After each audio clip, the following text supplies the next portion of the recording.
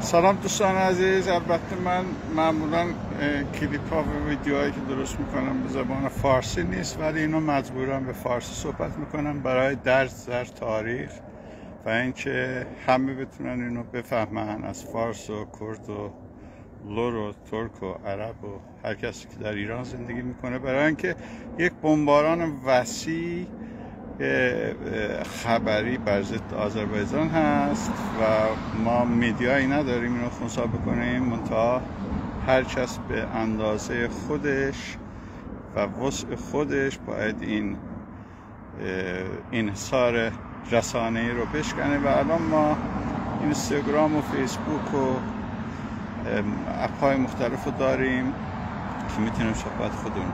در 2 فروردین 1304 در ارومیه در واقع قیام عظیم مردمی بر ضد تروریسم، آن هم از نوع توسعه طلب کردی به وجود آمد که به غیر از خود ترک‌ها هیچ کس در جریان اون نیست، برای اینکه تمام مدیا هم از فارسی و عربی و کردی و از ایران اینترنشنال و من و تو و همه چه اونهایی که عربستان هزینه‌شون رو میده، چه اونهایی که ایران هزینه‌شون رو میده، چه اونهایی که اسرائیل هزینه‌شون رو میده، دارن یک هجمه عظیمی بر ضد آذربایجان رو پیش میبرن که هم عادلانه نیست، هم صحیح نیست، هم غیر قابل قبول. چیزی که در ارومیه پیش اومد یک واکنش بود، واکنش به 45 تا 50 سال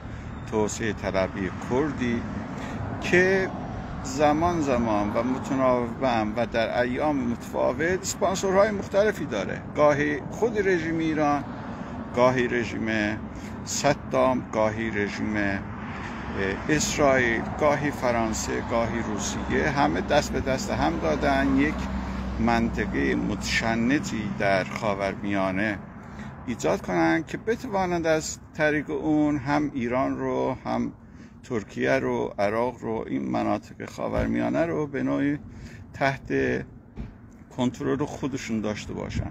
این هم چیز تازه‌ای باز نیست، این از زمان جنگ جهانی اول در این منطقه این سیاست پیش میره. یک خط حائلی میخواهند بین ترکیه و ایران ایجاد کنند و به این طریق ترک‌های سمت شرق جهان ترک و غرب جهان ترک را از نظر فیزیکی از هم جدا بکنن که تا حالا اینا موفق نشدن. یک مدت در سال 1915 تا 18 توسط ارامن آسوری ها و چیدوهای ترکیه این کار خواستن انجام بدن. اونا که شکست خوردن، اسماعیل آسیمیتکوی کرد رو آوردن در سال 1918، باز نشد. در جنگ جهانی دوم هم اشغال شوروی و ایجاد فرقه دموکرات این امکان رو بهشون نداد. بعد از انقلاب هم حزب دموکرات کردستان این وظیفه رو بر عهده گرفت، شکست خورد و بعد از اون PKK و PJAK و همشون با هم دست به دست هم دادن و میخوان آذربایجان غربی رو از عنصر ترک خالی بکنن و به این طریق به اهداف خودشون برسن که در واقع اگر این کار رو بکنن جنگ جهانی اول در منطقه ما خاتمه پیدا خواهد کرد. در تمام دنیا جنگ جهانی اول تمام شده است، در منطقه ما جنگ جهانی اول به قوت خود باقی است. این پیشینه تاریخی است. و اما در ارومیه چه شد؟ در ارومیه چیز خاصی اتفاق نیفتاد که مربوط به 2 فروردین و یا چهارشنبه آخر سال باشد. بیش از 45 سال است که احزاب مختلف کردی، چه آنهایی که از اقلیم کردستان آمدند، چه آنهایی که در ایران هستند و چه آنهایی که از ترکیه در این منطقه با کلاشینکوف‌هایشان هر روز یک فاجعه، هر روز یک کشتار، گروگانگیری، بریدن سر سرباز وظیفه و غیر انجام میدهند، اسم استان آذربایجان غربی ایران را تبدیل به استان کردستان میخواهند بکنند. البته اینم تنها این نیست. حزب دموکرات کردستان 5 استان ایران رو کردستان اعلام کرده، اسمهاشون رو تبدیل کرده به مرکز استان، گفته استان ارومیه، استان سنندج، استان ایلام، استان کرمانشاه استان اهواز و گفته اینا همه اینا کردستان است. این آقای آرمان سیمیتکو و شریف نادری زیندشتی که از سپاه قدس دستور میگیرند و باندهای مختلف ترور و وحشت در اروپا و ترکیه و عراق دارند و در واقع پیمانکار ترور مخالفان جمهوری اسلامی هم هستند، استان قزوین رو هم به این اضافه کردن.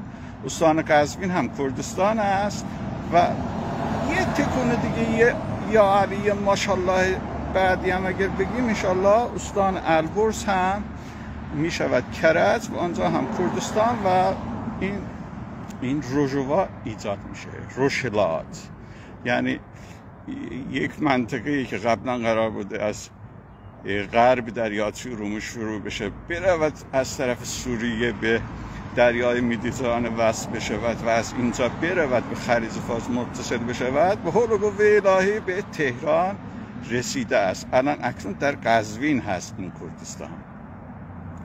در شب چهارشنبه آخر سال مصادف با قتل عام اهالی ارومیه و سلماس در 1915 توسط جیلوها، کردهای آقای سیمیتکو به همراه پژاک و کومله و حزب دموکرات تشریف آوردن در ارومیه، لباس سازمانی پیشمرگه های کرد را پوشیدند، رقصیدند، بیژی کردستان گفتند، ارومیه کردستان گفتند و آخر شب هم پرچم اقلیم کردستان عراق را برافراشتند.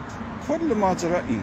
بعدم در 2 فروردین ارومیه غیرتمند، شریف و سلحشور در مقابل این آمد و تظاهرات عظیمی انجام داد. الان در این تظاهرات آذربایجان 2 گناه بزرگ و غیر بخشوده ننی انجام دادن. اول این که گفتن یا شاسون آذربایجان، دوم در آنجا تعداد 200 یا 300 نفر یا مثلا 150 نفر هم از این چوب‌های شاخصه دستشون بود که دیگه شدن حکومتی. اون 150,000 نفر بعدی که اون چوب‌ها هم نداشتن.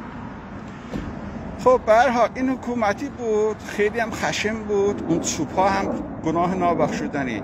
شمایی که کلاشینکوف دارید، شمایی که 18,000 تیر اسلحه ترانزیت، تیرهای ترانزیت آمریکایی در سوریه به شما اسلحه دادن، شمایی که پادگان‌های عراق را چپاول کرده اید، شما که از اسرائیل سلاح گرفته اید، شما که از روسیه سلاح گرفته اید، این همه پیشمرگ در عراق دارید، در سوریه دارید، حزب دموکرات پیشمرگ دارد، کومله دارد، پژاک دارد، پیکاکا دارد، در قندیل اردوی عظیم دارید.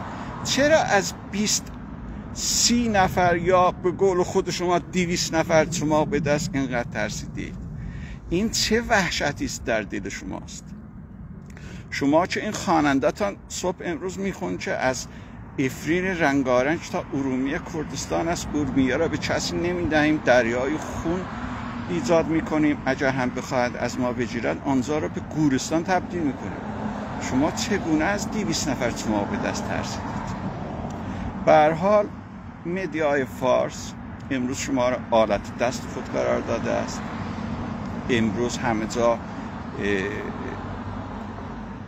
قلب واقعیت می شود. تمام رسانه ها بر ضد آذربایجان، ملت آذربایجان دارن فعالیت می کنند. البته این چیزی نیست که ما رو بترسونه. ما هزاران سال است که در این جغرافیا از شمال چین تا قلب اروپا به تنهایی جنگیدیم، دولت خود را ایجاد کردیم، از دولت‌های خودمان حفاظت کردیم. ایران فعلی هم حاصل مجاهدت‌ها و تلاش‌ها و خون آذربایجانی هاست که برقرار است و تا ما بخواهیم این ایران پابرجاست. اگر ما نخواهیم کس نخواهد توانست ایران رو بجنگد.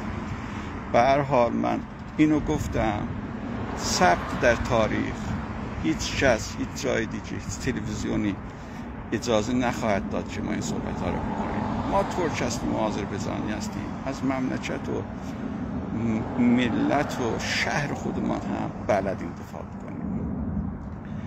دروغگویی ها واقعا امروز در قرن 21 و در جهان این اینستاگرام و فیسبوک و نمیدونم این اپ های متعدد دیگر جایی ندارد. Yaşasın Azərbaycan, yaşasın